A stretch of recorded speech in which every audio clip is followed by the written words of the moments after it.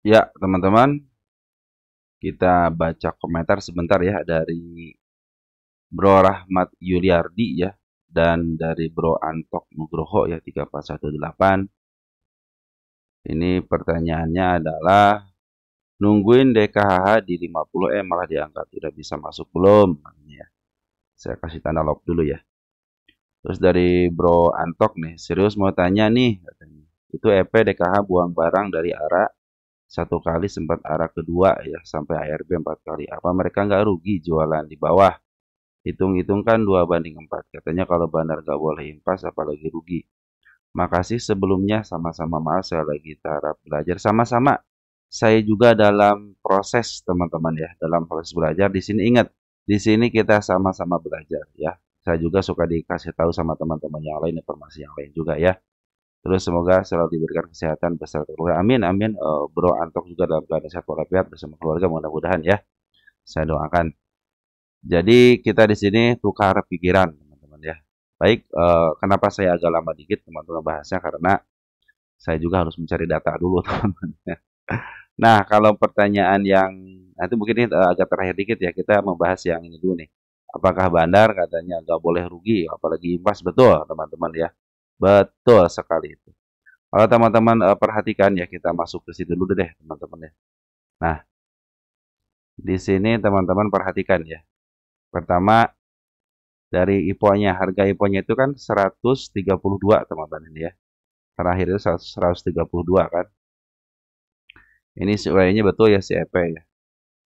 Terus eh, saham ditawarkan 5,3 juta lot. Apakah bandar katanya tidak rugi di ARB kan? Di sini kan di ARB kan ya. Sorry ya, baru dicatat nih. Nah kan di ARB kan ya. 1 kali, 2 kali gitu kan. 3 kali, 4 kali, kelima kalinya malah di up gitu ya. Nanti kita jelaskan teman-teman. Nah, kalau ditanya apakah bandar rugi atau tidak, perhatikan di sini teman-teman. Kalau teman-teman baca prospektusnya ya, di sini nih, teman-teman baca di sini prospektus. Nah, teman-teman klik aja, perhatikan di sini penawaran umum. Nih, dari sini aja teman-teman ya. Kita bacakan sebentar. Perseroan dengan ini melakukan penawaran umum perdana saham sebanyak-banyaknya 530 juta saham atau sebanyak-banyak 20,78% 20,78% dari modal ditempatkan dan disetor penuh dengan proses setelah penawaran umum dengan nilai nominal 50 perak teman-teman ya. Setiap saham baru yang dikeluarkan dari simpanan portable perseroan yang ditawarkan kepada masyarakat dengan rentan harga penawaran sebesar 100 untuk 132. Nah, kan jadinya setelah ditawarkan ke masyarakat itu jadi 100 berapa tadi? 132 ya. Nah, 132 ya. Rentan antara 100 sama 132 kan. Nah, dialah di masyarakat 132. Jadi, apakah bandar rugi? Nah, pertanyaannya apakah bandar rugi kalau sekarang harganya berapa? Di angka 87, teman-teman ya. Di angka 87. Kalau teman perhatikan kalau lihat dari nominalnya, teman-teman, nominalnya, nah ini cuma 50 perak, teman-teman. Jadi kalau dijual di harga sekarang dan di ARB kan teman-teman ya cenderung ya si bandar pasti untung lah gitu kan. Kenapa orang nilainya cuma 50 perak gitu kan. Nah, kita cek di sini teman-teman untuk call-nya ya. Kita alkan juga sama di sini kita netkan. Ini dari 5 juta udah keluar sekitar 2,6 juta lot dan CP luar biasa 2,3 juta lot sudah lempar dan ini si XL teman-teman kita kebanyakan banyak yang lumayan agak di atas sedikit tapi ini SL sebenarnya ada bagian daripada smart money juga teman-teman. Jadi tidak tidak usah khawatir teman-teman ya. Tidak usah khawatir karena walaupun banyak retail tapi ada bagian daripada smart money. Nah, kalau ditanya benar-benar rugi apa enggak, dipastikan ya enggak lah teman-teman ya sesuai dengan hukum bandar kan. Hukum bandar itu tidak akan rugi. Mereka punya harga aja segini ya. Jadi dia udah punya modal duluan untuk menekel semuanya baru dijual ke masyarakat gitu kan. Ke masyarakat 132 kan di sini teman-teman. Nah, dengan 132 kan. Oke, teman-teman. Jadi prinsip bandar ya ketika sudah menjual, contohnya sudah menjual diarahkan gitu kan. Ketika diarahkan, ketika sudah modalnya keluar, modalnya sudah balik, keuntungan sedikit gitu kan ataupun berapa persen. Nah, ketika menjual itu ya sisanya untung doang, teman-teman. Mau dijual di harga berapapun dia akan posisinya untung, dan sekarang dia sudah untung besar gitu kan. Orang nominalnya cuma 50 perak gitu kan. Nah, seperti itu teman-teman ya. Jadi apakah benar tidak rugi? Ya pasti tidak rugi teman-teman ya. Seperti yang saya tadi bilang itu teman-teman ya, benar ya, seperti yang teman-teman pernah bilang. Katanya kalau benar nggak boleh impos apalagi rugi, betul kan? Secara hitung-hitungan, dan dia punya nominal di harga 50 perak di sini. Di sini nih. Nilai nominal 50 perak teman-teman ya. Mungkin di sini ada dia di LAN ya. Istilahnya kan si EP sudah naik kalau duluan. Si barang itu sudah dikuasain sama si EP teman-teman. Jadi si EP melakukan penawaran ke masyarakat ya dari angka 100 sampai 132 kan, dan dia ini di 1132. Jadi dia diarahkan yang beli dari awal ya untung teman-teman ya.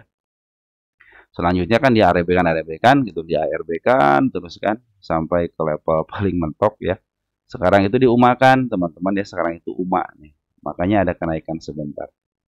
Nah, seperti itu teman-teman. Jadi kenapa si apa namanya si DKHH katanya Bandar tidak pernah rugi, dan betul teman-teman ya tidak pernah rugi. Berdasarkan prospektusnya aja sudah diterangkan di sini 50 perak teman-teman ya, harga nominalnya 50 perak. Jadi tidak akan pernah rugi ya. Jadi sudah terjawab teman-teman ya. Kenapa Bandar tidak pernah rugi seperti itu teman-teman ya. Karena dia pasti punya harga di bawah. Tidak mungkin kalau tidak punya harga di bawah teman-teman ya. Satu lagi dari nungguin ke 50 malah diangkat udah bisa masuk belum? Nah, kalau menurut saya teman-teman ya. Menurut saya ini penurunan karena diumakan aja. Mungkin nanti bisa ada kesempatan untuk teman-teman mungkin sampai ke level sini nih. Ini kan ada tanda kenaikan, tadi 96 ya. Ini tanda kenaikan karena gap ya teman-teman ya. Ini karena gap mungkin bisa diatur di sini. Kalau dia memaksakan diri, teman-teman kan udah kena UMA nih, memaksakan diri untuk turun lagi ke bawah, sudah dipastikan dia akan suspend. Makanya dia ditahan di sini teman-teman, di angka di area 81 sama 8. Mungkin teman-teman bisa mengambil 1 atau 2% atau 5% bisa ke level sini. Kalau saya bagaimana? Kalau spekulasi ya silahkan aja nanti untuk mengambil istilahnya mengambil kesempatan si EP apakah akan menjalankan siasat dia disideway-kan sebentar untuk ada kenaikan lagi, atau dia mau memberikan siasat di suspend. Sekarang suspend itu menjadi siasat Bandar, biar dia istirahat dulu sebentar 1 hari baru bisa melanjutkan lagi. Nah, bisa jadi seperti itu ya. Jadi ini intinya teman-teman, intinya. Kalau saya sendiri tidak akan ngambil. Kenapa ini masih spekulasi? Karena UMA ini. Karena siapa tahu si EP itu mau menjalankan siasat suspend gitu kan. Karena suspend itu adalah siasat mereka juga gitu untuk mengistirahatkan sebentar, baru dia akan melanjutkan kenaikan atau penurunan kembali gitu ya. Kalau saya akan nunggu cenderung di MA10-nya dulu. Ini kan MA10 belum keluar. Yang suka saya bilang teman-teman, semua saham IPO itu spekulasi. Jadi teman-teman kalau mau berspekulasi ya silahkan aja gitu kan. Kalau mau berspekulasi silahkan aja. Kalau teman-teman mau pakai peraturan sendiri, pada saya akan memakai peraturan sendiri. Saya contohnya akan ngambil saham CEP kapan? CEP kapan? Si DKHH kapan? Ketika sudah nongol MA10. Nanti saya akan lihat posisinya di mana. Apakah si DKH ini scannernya berada di bawah MA10 atau di atas MA10 ya. Nah, maka saya nanti akan dihitung dari situ. Oke, saya akan ngambil tapi nanti setelah MA10 di bawah kena menuju ke atas. Itu catatan dari saya, teman-teman ya. Tapi kalau teman-teman hobinya untuk spekulasi ya silahkan aja spekulasi dengan catatan juga bahwa UMA ini harus disideway-kan. Kalau nggak disideway-kan, dia cenderung akan diumakan ataupun dia bukan diumakan, disuspend gitu ya. Dia harus menjaganya supaya tidak disuspend. Tapi kalau Bandar melakukan siasat suspend bagaimana teman-teman? Maka seperti itu teman-teman. Jadi kalau teman-teman mau melakukan spekulasi ya silahkan aja gitu kan. Ambil spekulasinya karena UMA ini karena UMA pasti ditaikin teman-teman ya. Tapi kalau Bandar punya pilihan lain untuk sengaja disuspend kan bagaimana teman-teman ya? Nah, sampai itu teman-teman ya. Jadi kalau saya sendiri bagaimana, saya cenderung akan menunggu MA10-nya. Toh target kenaikan dia sampai ke target utama di sini kok teman-teman. Suatu saat dia akan ke sini lagi 240. Paling dekatnya ke sini ke angka 96 dan di angka 109. Ingat teman-teman, teman-teman dalam membeli juga harus sabar. Tunggu sampai konfirmasi, benar-benar konfirmasi. Ya, tunggu sampai konfirmasi. Apalagi Y-nya cuma si EP doang. Dia ketika dia diturunkan ke lembah, teman-teman, dia akan cepat up-nya biasanya. Berdasarkan kebiasaan yang pernah saya ceritakan ketika membahas saham IPO, teman-teman ya. Kemarin waktu DKH di saham IPO kan, yang strategi kedua apabila dia dilongsorkan, tunggu sampai ke 50 ataupun harga terdasarnya, tunggu MA10-nya aja. MA10 di bawah kanan menuju ke atas, baru teman-teman average. Karena di setiap MA10 menuju ke atas, biasanya itu ada kenaikan. Nah, seperti itu teman-teman ya. Mungkin teman-teman bisa memahami apa yang saya katakan karena saya cenderung sekarang sudah tidak melakukan spekulasi lagi. Kalau dulu ya saya melakukan spekulasi. Kalau sekarang sudah tidak lagi, saya akan memberi peraturan kepada diri saya sendiri. Kenapa? Saya ingin ngambil itu MA10 di bawah kanal menuju ke atas. Posisinya di bawah. Nah, gitu teman-teman ya. Mungkin teman-teman memahami. Ini juga si bandar lokal kemarin masih sempat penjualan ya. Si Poren kemarin ngambil lagi setelah penjualan, si Poren ngambil lagi. Ini terjadi pengambilan daripada bandar Porennya. Dan di sini terjadi penjualan daripada bandar lokalnya. Yang tentunya si EP lah teman-teman di sini ya. Nanti teman-teman saya pikir sih lebih baik, ini sempat juga sudah mulai masuk, lebih baik kalau saran saya, tunggu aja sampai nongol MA-nya. Ini kan belum nongol MA-nya ya. Cenderung teman-teman spekulasi di sini. Target kenaikan sudah ditentukan kan saat 96, 110 sama yang terdekatnya 129 ataupun teman-teman bisa di angka 132 gitu kan, 132 di sini. Nah, area sini kan. Nah, area sini. Nah, di sinilah area sini teman-teman ya. Di area sampai di tanda kenaikannya 129 ya. Sudah lebih daripada situ. Dan saya pun berpikir 240 adalah target yang sangat mudah bagi si EP, teman-teman ya. Nanti mungkin teman-teman lebih baik kalau teman-teman suka dengan emitennya atau dengan suka dengan Y-nya, tunggu aja sampai benar-benar dia keluar MA10-nya. Ya, harap bersabar, teman-teman. Harap bersabar. Ketika kita membeli pun harus bersabar. Biarkan kalau naik ya sudah naik, bukan rezeki kita. Kita akan ngambil sesuai dengan aturan yang teman-teman berikan. Jangan sampai teman-teman melakukan spekulasi terus. Teman-teman harus punya aturan. Ya, baik membeli ataupun menjual harus punya aturan. Nah, seperti itu teman-teman mungkin bisa jelas ya apa yang saya bicarakan.